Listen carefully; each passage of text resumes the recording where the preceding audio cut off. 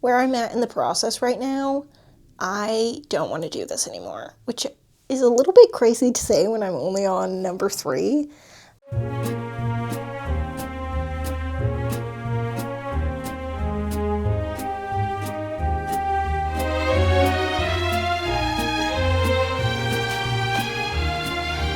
Ta-da!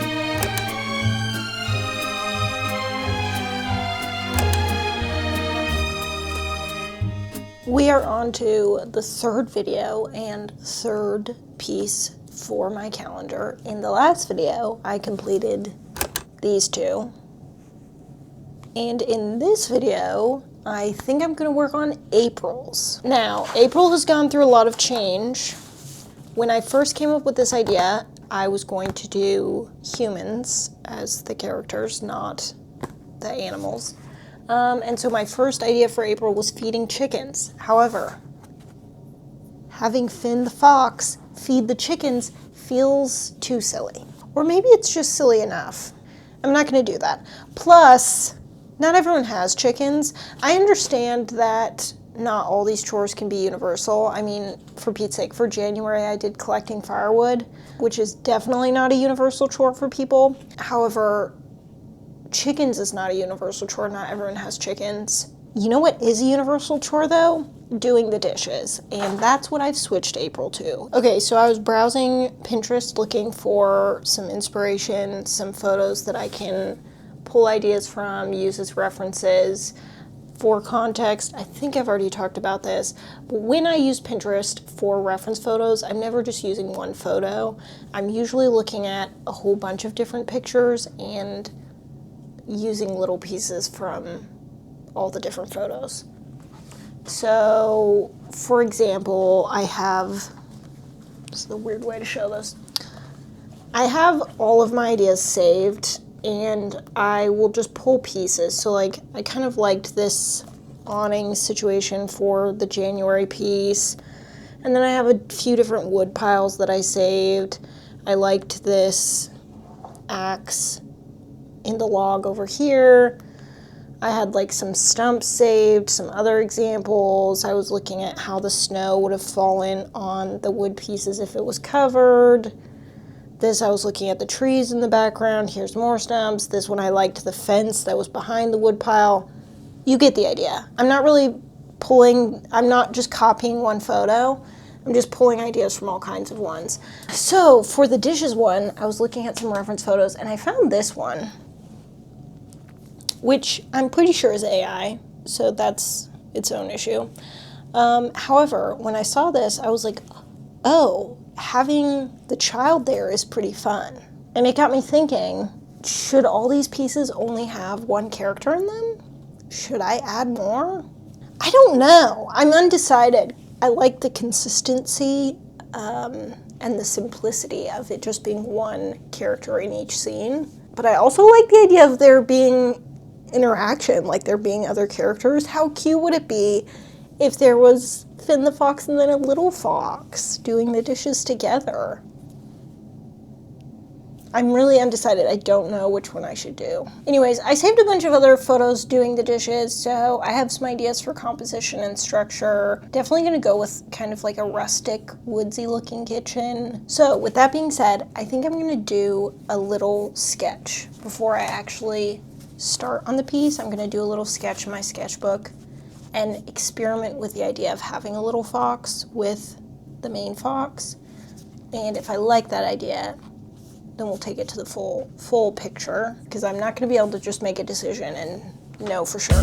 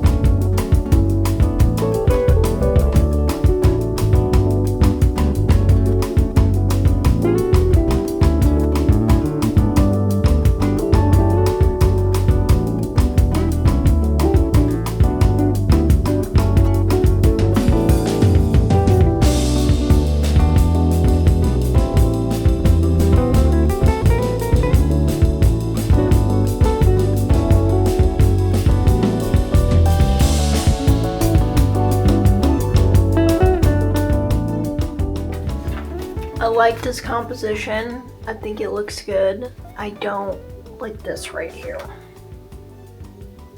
It's just like something needs to go here. But also what? I don't want to put a trash can here because that's done. I don't want a trash can to be the center. Well, not the center, but I don't want a trash can to be this prominent right here. That looks, I don't like that idea.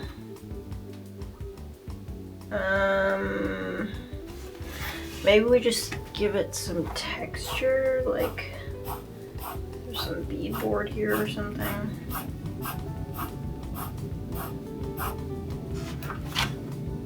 Oh yeah, that looks better.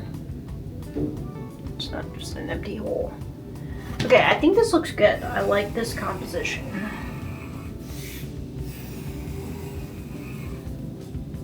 And then here.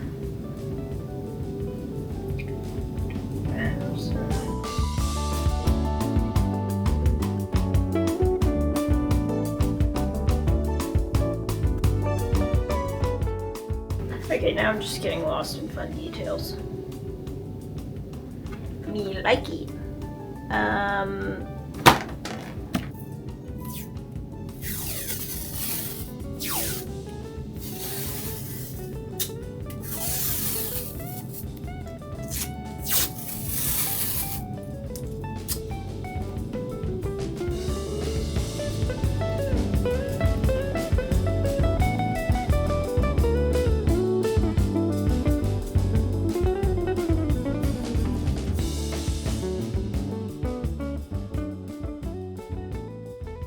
I do not like drawing with a ruler because I think it makes everything feel rigid in a way that I just don't like. However, last night I was working on the drawing for this and things were getting a little bit sloppy. I'm going in with a ruler to just correct a few things. Because the thing about kitchens that's hard is there's just like so many lines that need to be level and either parallel with each other or perpendicular to each other. And if you start to get too many of them wrong, then suddenly everything just looks weird, strange. I've only done a big kitchen illustration like this one time, but I discovered that when I was doing it, I was just like, wow, this is really hard because there are so many lines that need to all work together. And if all of them, like if you have a few lines that are off, it's, you know, kind of adds to the charm. But there's just a certain point where if you have too many lines that aren't correct, at least for me, it just starts to look ridiculous. So we're using a ruler for a little bit and then going back to just freehand because I don't want it to feel rigid.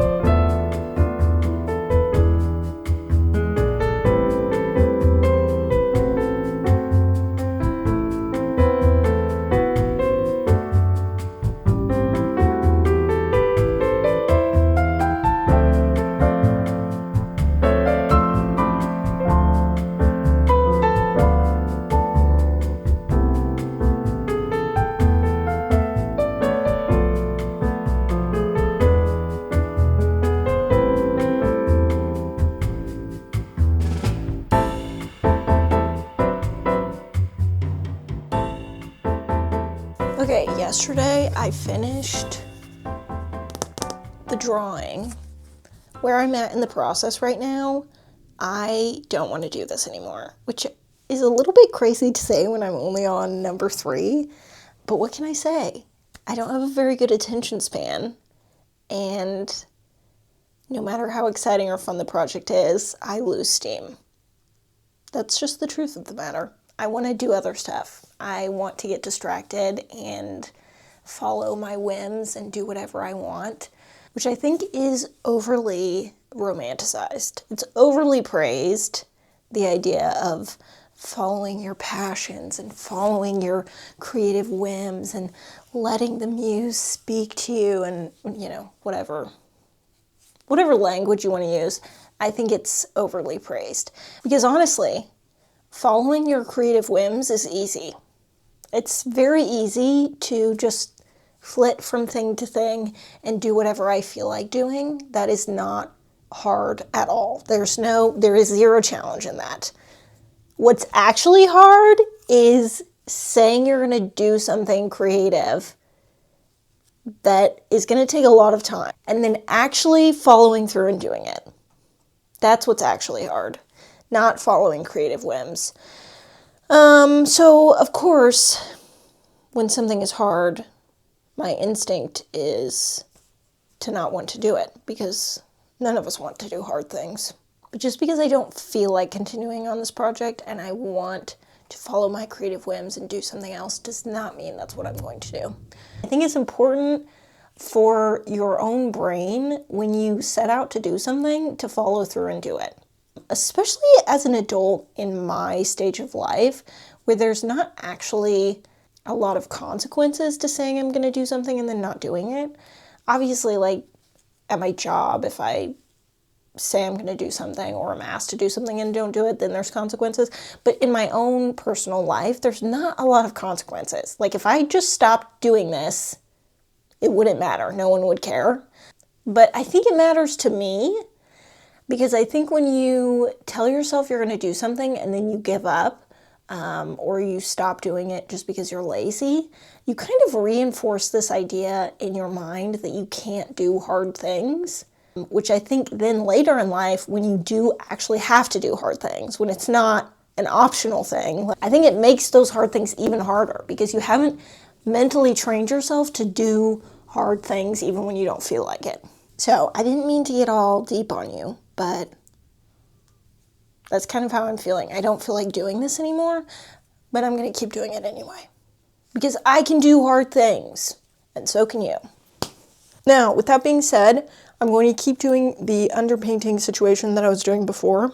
And for this one, I think I'm going to go with just a simple yellow. I want it to feel warm and golden in here, so we're going to try yellow and see how that works out. Now, on the last one, I did a pale orange color, and I don't feel like it really did anything. I don't feel like it was noticeable in what the final piece looked like, as opposed to with the January one, when I did blue, that was very noticeable. And it might just be because there was snow in that scene, so there was a lot of area that I didn't cover anything. And so an underpainting was noticeable, but I don't know, maybe it's just that the warm tone colors don't translate as well as a cool tone like blue. I don't know. It's all experimentation, because I've never done this before. So I'm going to try just yellow and we'll see what that looks like.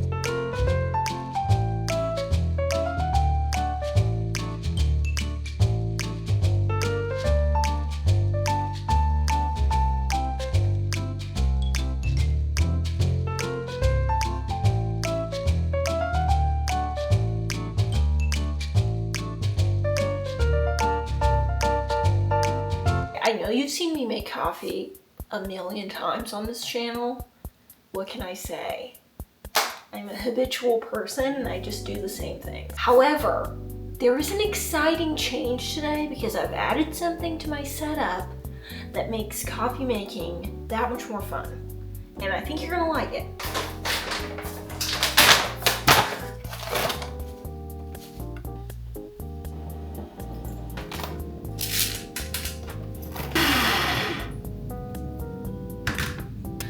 now this is the new part that you're gonna love. Get closer, get closer. Check it out. At Hobby Lobby, I got these 2 boot things. I think they're technically supposed to hold toothpicks. Whatever, I don't care. In this house, they don't hold toothpicks. In this house, it's how I pull my espresso. And my cousin, when I posted this on Instagram, my cousin sent me a message with the quote, "There's espresso in my boot," which is all I think about now when I do this. So if that's not the most perfect addition, I don't know what is. You can argue with the wall. I'm right about this.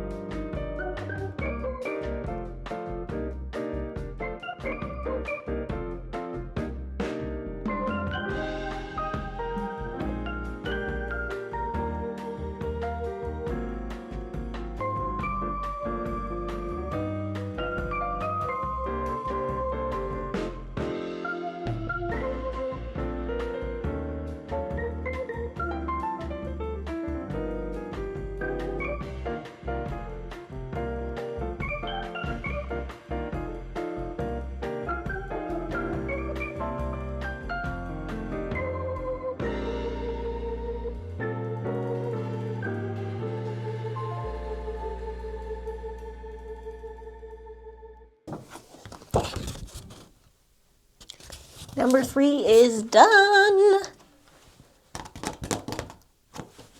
Let's hang it up.